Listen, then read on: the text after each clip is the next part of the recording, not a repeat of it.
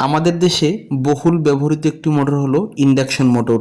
এই induction motor ফ্যারাডের electromagnet induction নীতিতে কাজ করে থাকে।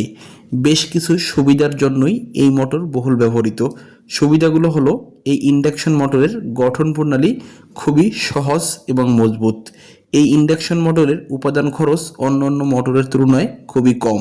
এছাড়া ইন্ডাকশন মোটর দীর্ঘদিন যাবৎ কার্যক্ষম অবস্থায় থাকে, ফলে এর মেরামত এবং রক্ষণাবেক্ষণ খরচ খুবই কম হয়ে থাকে এবং এই ইন্ডাকশন মোটরের গতিবেগ বিভিন্ন লোড দেওয়া অবস্থায় প্রায় কনস্ট্যান্টই থাকে।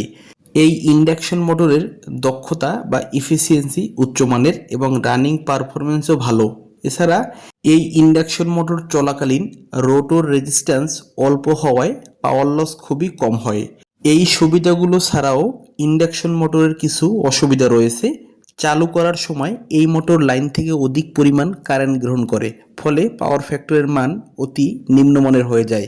এছাড়া এই মোটরের স্টার্টিং টর্ক খুবই কম, যার কারণে এই মোটর অধিক পরিমাণ লোড নিয়ে স্টার্ট নিতে সক্ষম না।